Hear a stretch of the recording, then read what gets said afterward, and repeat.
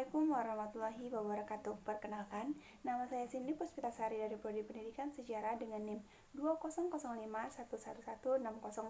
Di sini saya akan menjelaskan tentang perkembangan Kerajaan Mataram Banten dengan dosen pengampu Bapak Nurdiansa MPD. Baik, kita akan membahas tentang Kerajaan Mataram. Yang pertama, kehidupan di Kerajaan Mataram. Kedua, masa kejayaan Kerajaan Mataram. Ketiga, raja-raja. Keempat, keruntuhan. Kelima, peninggalan Kerajaan Mataram.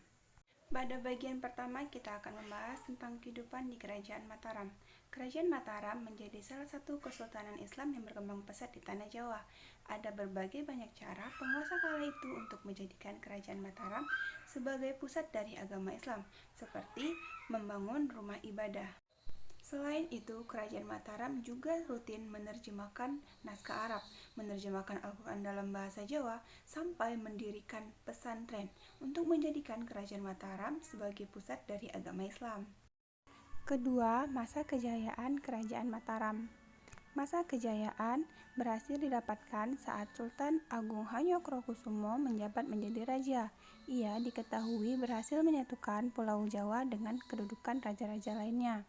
Adapun wilayah kekuasaannya meliputi Jawa Tengah, Jawa Timur, dan sebagian dari Jawa Barat.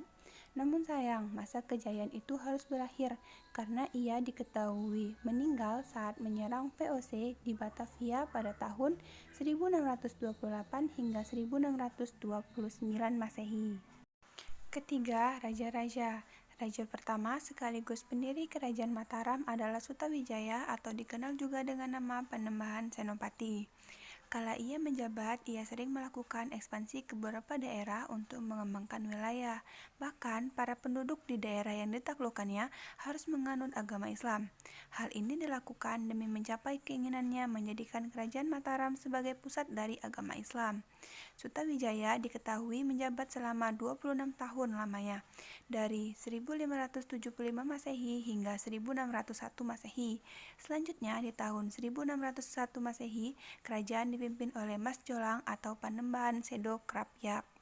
Sayang, di tahun 1613 Masehi ia meninggal dunia karena gugur dalam usahanya.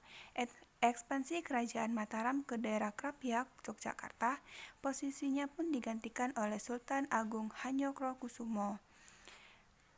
Raja Sultan Agung Hanyokrokusumo menjadi raja terbesar dari semua pimpinan Kerajaan Mataram. Namun, di tahun 1645 Masehi ia meninggal dunia karena usahanya merebut Batavia. Selanjutnya, kepemimpinan dipegang oleh Amangkurat I yang tidak lain anak dari Sultan Agung Hanyokrokusumo. Ia memerintah Kerajaan Mataram mulai tahun 1645 hingga 1677 Masehi. Terakhir, kepemimpinan dilanjutkan oleh Amangkurat II hingga akhirnya Kerajaan Mataram mengalami keruntuhan. 4. Keruntuhan. Runtuhnya Kerajaan Mataram dikarenakan hubungan dengan para kolonel Belanda atau VOC yang tidak baik. Diketahui bahwa Belanda mulai menguasai sebagian besar dari Kerajaan Mataram. Dan dengan kebijakan-kebijakan yang diberikan oleh Belanda membuat rakyat menderita.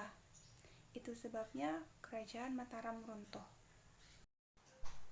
Peninggalan Kerajaan Mataram Islam. Ada banyak peninggalan dari Kerajaan Mataram Islam, yakni Masjid Agung Gede Kauman di Yogyakarta hingga Masjid Agung Surakarta di Solo. Selain itu, ada juga kitab sastra Gending yang menjadi sumber sejarah Kerajaan Mataram Islam.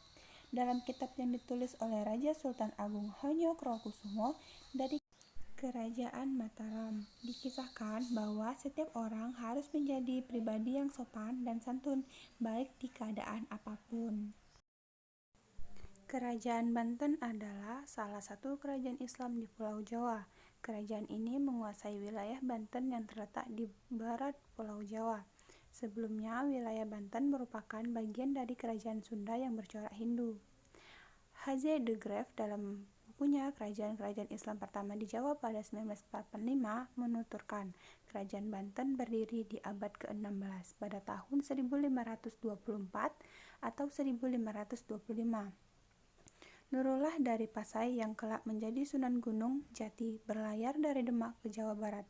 Saat itu, pusat perkembangan agama Islam di Jawa masih berpusat di Demak. Sunan Gunung Jati dan putranya Hasanuddin melebarkan pengaruh Islam ke barat Pulau Jawa. Saat itu, kerajaan Sunda bersekutu dengan Portugis. Namun dibantu oleh tentara Demak, Sunan Gunung Jati dan Hasanuddin menyingkirkan Bupati Sunda untuk mengambil alih Banten.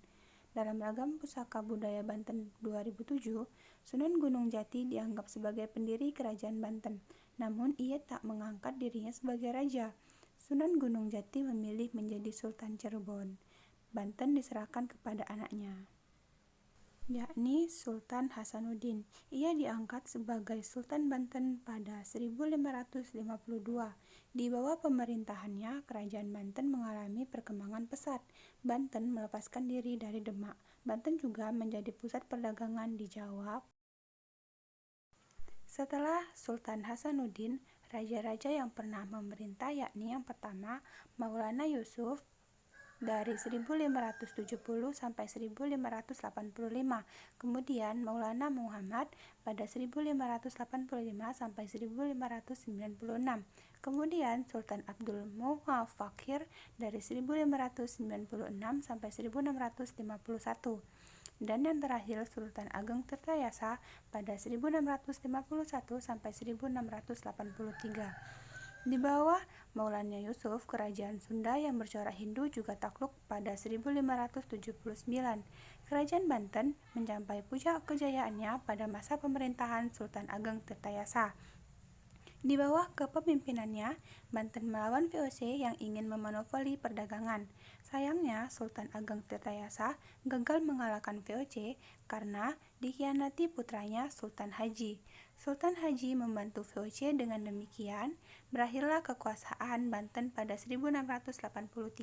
Cukup sekian penjelasan dari saya. Sekian dan terima kasih. Saya akhiri, wabillahi taufiq wa hidayah. Wassalamualaikum warahmatullahi wabarakatuh.